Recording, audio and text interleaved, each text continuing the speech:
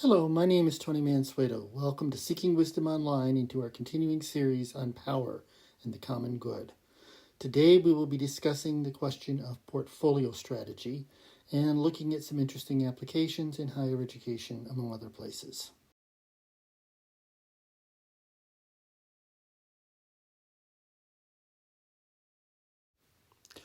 Before we begin, please remember to click like on the video, and also if you're interested in knowing more about what we're doing and continuing to pursue this series and many of the other online courses that we are going to be offering, please click subscribe.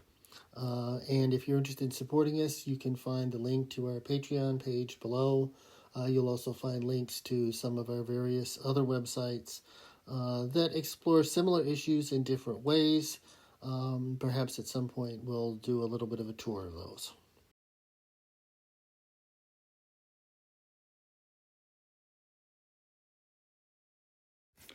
Now, we talked in our last session about positioning strategy, which is closely related to portfolio strategy. Portfolio strategy builds on the same set of concepts. It builds on positioning strategy. What's different is that positioning strategy identifies a specific value proposition that leverages your comparative advantage to create value for a particular constituency. So it asks, what business should we be in? Or should we go into this new business in the singular? Portfolio strategy looks at what mixture of different value propositions you need in order to best advance your mission. And so it asks, what businesses should we be in? And it asks that about those businesses in relation to each other. So is this new business we're considering opening compatible with and supportive of all of our other activities and of our broader mission?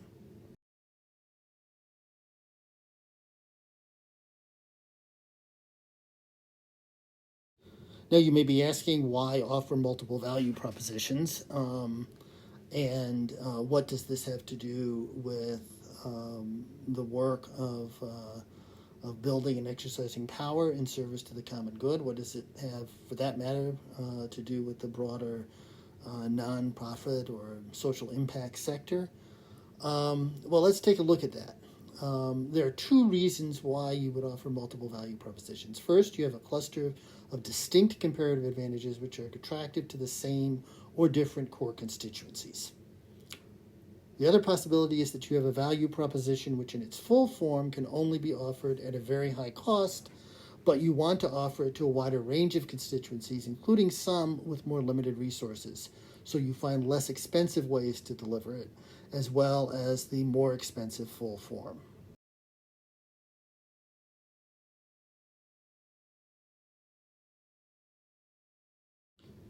So let's look at a couple of different examples here.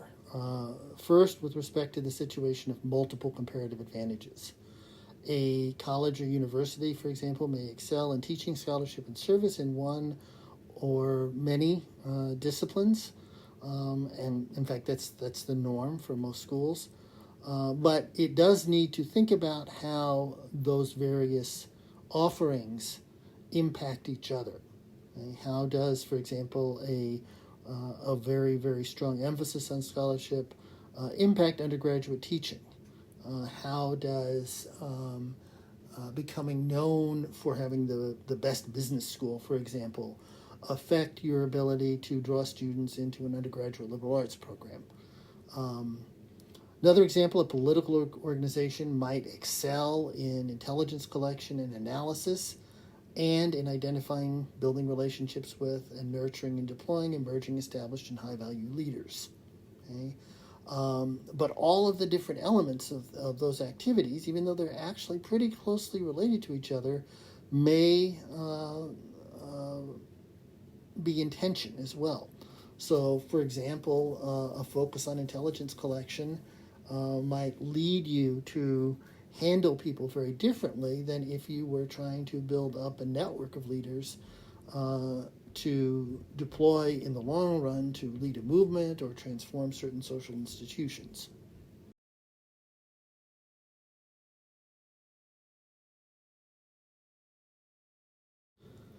Now, let's look at the situation where you are trying to reach different constituencies or market segments. So a spiritual direction or life coaching practice may want to offer a highly interactive individual mentoring process, but in order to be viable, needs to charge $200 an hour, and so can serve only, frankly, a very small, relatively prosperous group of clients.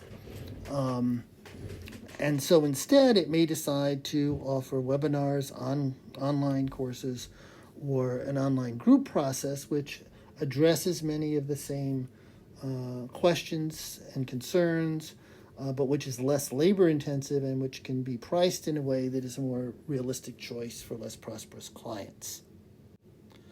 Another example, a college may offer a residential liberal arts experience, but that again usually comes with a very high tuition bill.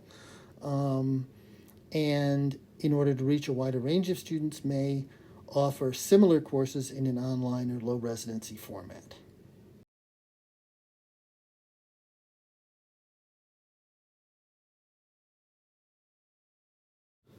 So this is where it gets interesting. It's what I call the coherence problem, and it certainly can affect for-profit businesses as well, but it is a particularly important question in the nonprofit sector, in the social impact sector, and particularly for organizations that are dedicated to fundamental social transformation and to serving the common good. This is the problem. While it's possible to offer very different value propositions to the same or different constituencies, some combinations may be incompatible with each other and may lead to confusion regarding the mission of your organization. Another example from community colleges. Community colleges offer both liberal arts transfer and career and technical programs. There is, in principle, no reason why this should be impossible, and they are trying to do that for very good reasons, because there are constituencies in the areas that they serve which want both of those, or want one or the other. Sometimes there are people who want both. But there are a number of problems with this. First of all, students often come not knowing what they want. So we don't actually have distinct, well-defined constituencies.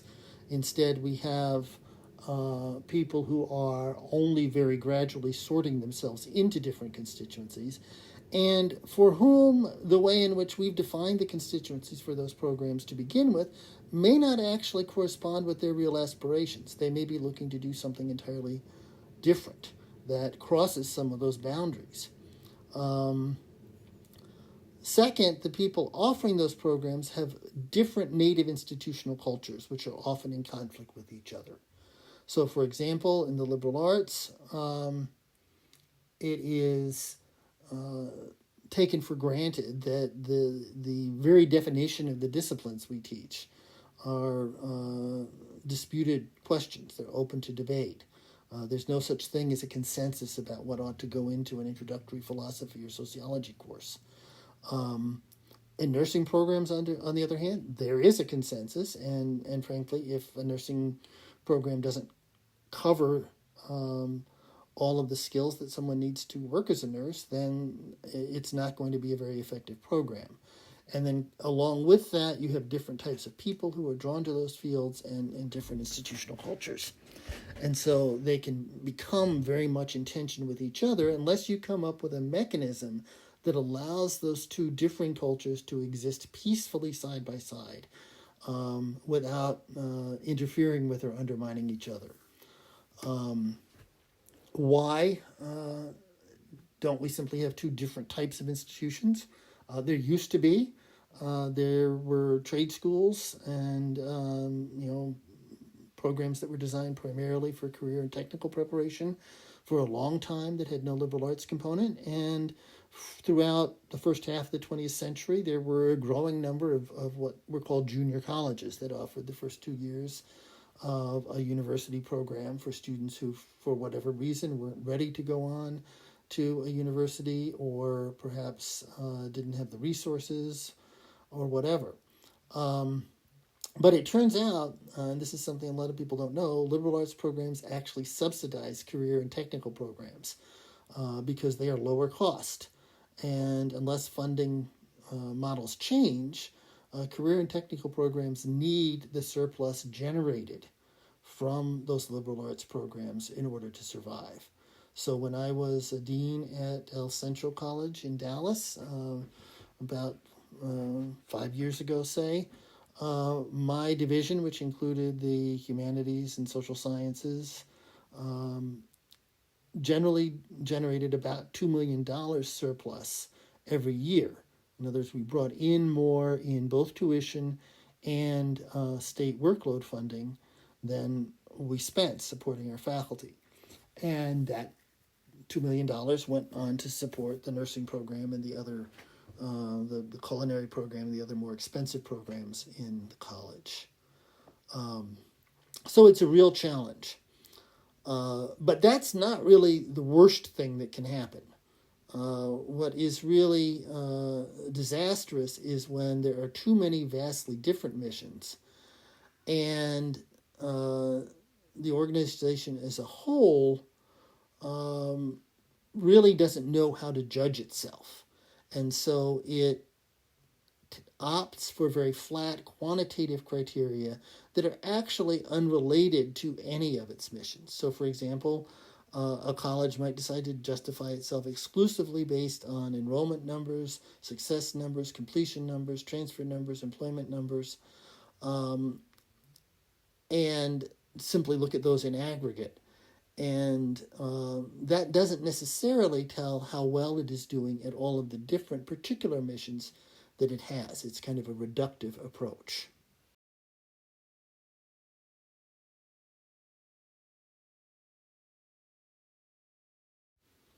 Now, I said in my last video that I would offer an alternative to simply competing on price for community colleges, which is what I think most community colleges are currently doing.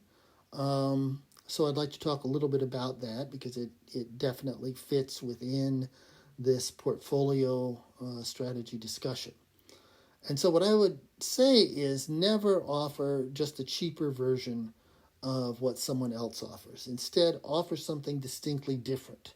It may also need to be less expensive in order to reach your constituency, but make sure that it is something distinctively different. And so, for example, community colleges should be promoting their ability to focus on teaching.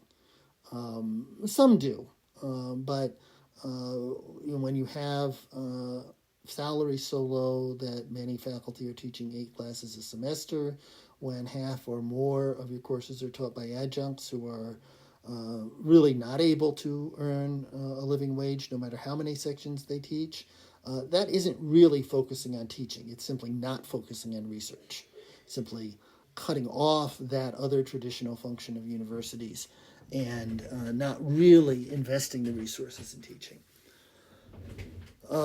Community colleges could also focus on engaging students around big picture questions in a way that universities, which have a significant mission to carry out specialized research, cannot. And community colleges, again, to some extent, do pride themselves on offering smaller classes, but that is not really the principal way in which they put themselves forward. And they don't capitalize on that by stressing mentoring and support, or what I like to call deep engagement for students. There is a tendency to, again, simply end up having faculty teaching so many classes that the idea of faculty mentoring or faculty advising becomes largely unrealistic. Second thing that you need to do to cope with having a broad portfolio with multiple different missions is effectively to become several different organizations with distinctively different brands under one umbrella.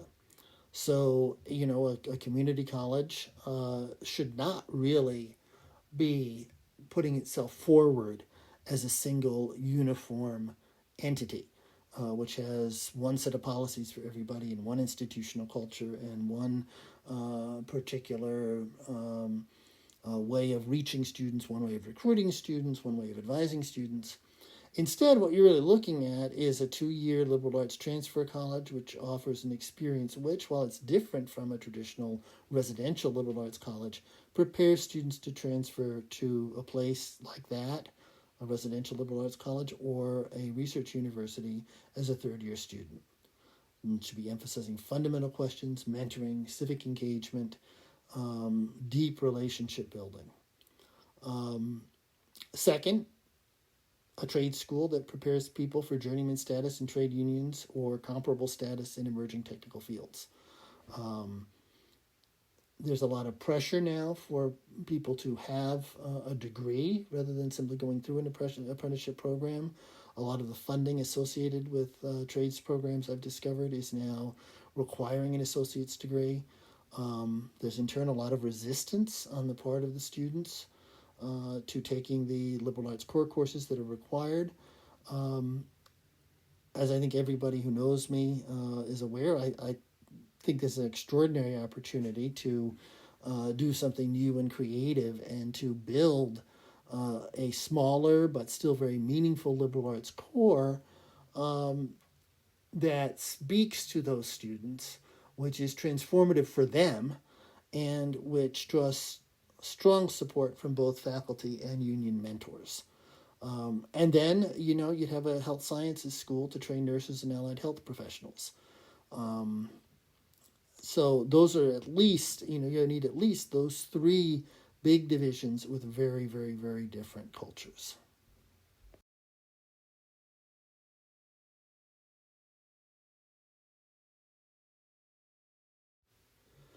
So I think we'll leave it at there today. I'm trying to make these videos a little bit shorter and give you an opportunity to assimilate a little bit more and take things in smaller pieces. Again, please, if you like what we're doing, please like the video. Take a look at our website, seekingwisdom.com, Guide for the Perplexed, our new consulting practice for colleges and universities called brigata.org, and our literature and gaming and visual site, thedesiretobegod.org. And if you're interested in supporting our work, please visit our Patreon page. Thank you so much.